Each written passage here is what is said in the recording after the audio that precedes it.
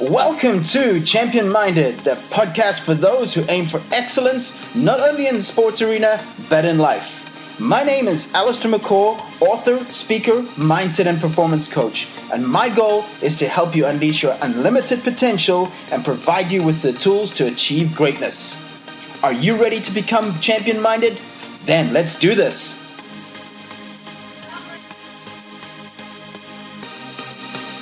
Hey everybody, welcome to the Champion Minded podcast, or welcome back to the podcast. I'm Allistair. I am coming to you this week from Ostrava in the Czech Republic. I've been in Europe for 2 weeks now and had a great week last week in Budapest. Beautiful, beautiful city. If you guys haven't been out there before, I highly recommend it.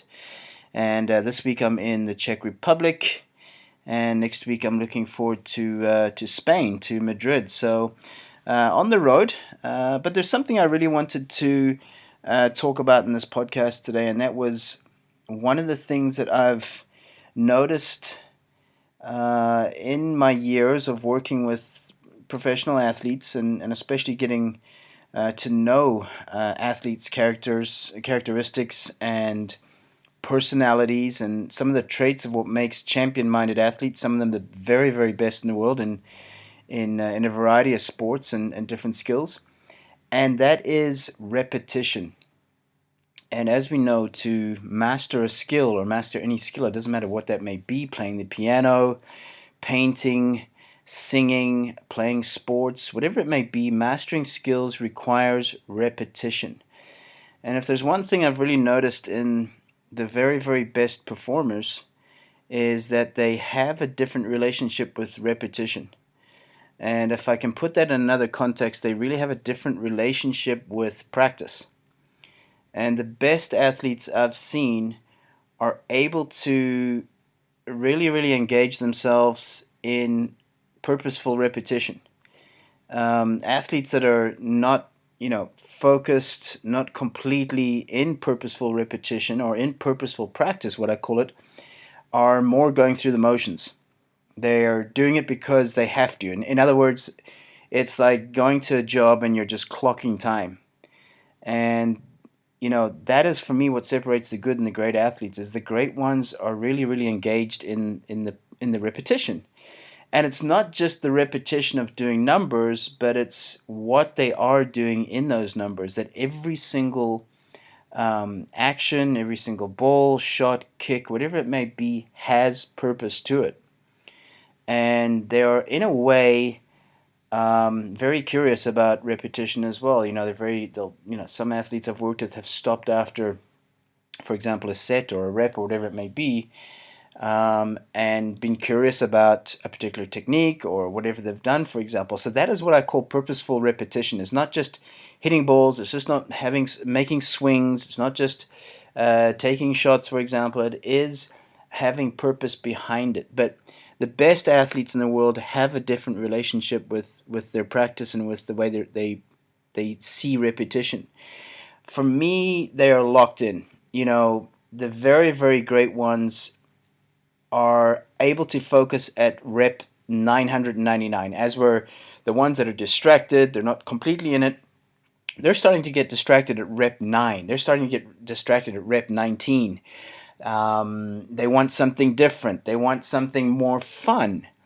But here's the thing, is that to be extraordinary, it's just simply doing the ordinary things really, really well. Success is doing the simple things, the basics, incredibly well. And that's what it comes down to. My question to you as athletes, how do you see repetition? Do you see it boring? Because if you do see it boring, then you're going to have problems improving your skills and really getting the most out of your skills and your sport, and obviously getting ahead, for example. Repetition really is the key to great athletes like Ronaldo, free kicks, Messi, LeBron James, Kobe Bryant, Serena, Roger.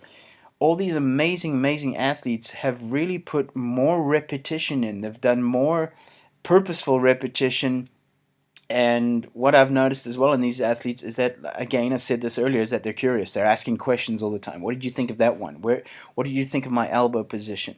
So they're not just going through the motions. That's the one thing I really want to get clear in this thing as well. Another thing about great athletes is that they're always competing. In their practices, they're always competing. They like something to be challenged against. If they hit a target 9 times last practice, they want to hit that target 10 times this practice. If they swam or ran a certain time, let's just say 19.5 seconds, they want to swim or run 19.4 seconds. They are always competing. Great athletes, champion-minded athletes are always competing. They're competing in their repetition as well. Great athletes are the ones that are actually driving, in a way, the program, not the coach. They are the ones wanting to do extra reps. They're the one wanting to do extra sets because they know it's only going to benefit them in the end. But to master skills, you need to have, and this is what I really want to get across in this podcast. It's a very, very short one, but you need to develop a different relationship with repetition. You need to develop a different relationship with practice. The former great Masters golf champion Gary Player once said a great quote. He said, "The more I practice, the luckier I get." And it's so true. It's one thing I've seen as well is that um, maybe you want to call them lucky athletes, but let me tell you something about lucky athletes is they have a belief. They have a higher belief than those that feel they're not lucky. Um, they've practiced more, so they create more opportunities. They have a higher belief system. But it's a great quote because the more you practice, the luckier you get. And I'm not going to lie either. You need luck. You need luck. I mean, I've seen some matches, some games come down to a line call or a let tape or just something that's been lucky. But that athlete, that person has put themselves in that position. They've believed they're going to be in that position. And again, the more you practice, the more repetition you put in there, just like Gary Player said, the luckier you seem to get. So again, what is your relationship with repetition? When coach says, I want you to hit 50 more serves or 100 more putts or 25 more free kicks, do you complain? Do you roll your eyes? Or do you say to yourself, I will even do more than that because I want to be a champion. I want to do more. I want to become more because I believe I can be great. But you've got to put in the work. There is no getting around the work, guys. Champions work harder. They do extra. They put in that extra work. They put in the extra repetition. Are you putting in the extra work after practice? Are you asking the coach what you can do more to become better? Because in the end, it's on you, the athlete. Repetition equals success. Some of you guys out there might have read my second book, Champion Minded, of course, which is the name of this podcast as well, Champion Minded. If you haven't, it's available on Amazon worldwide. But in that book, I talk about the one more mentality. And the one more mentality was something that I had as a kid, and as an athlete, I got to compete in 5 world championships in triathlon, which is running, cycling, swimming. And I always believed as a kid that if a coach asked me to do 10 reps, I would do 11. If a coach asked me to run for 10 minutes, I'd do 11 minutes. So I had this theory when I was young that I would put in always one more than what a coach had asked of me because I believed that that's what they wanted, but the one more was for me. And I believed if I would just give one more than everybody else, that would add up and that would accumulate to success. And it's a little bit similar to the former great gymnast Peter Vidmar, where he believed in the 1590 theory, and some of you have probably heard of that as well, and I mention it in the book. And is that he believed if he did an extra 15 minutes a day, that would equivalent to 90 hours per year.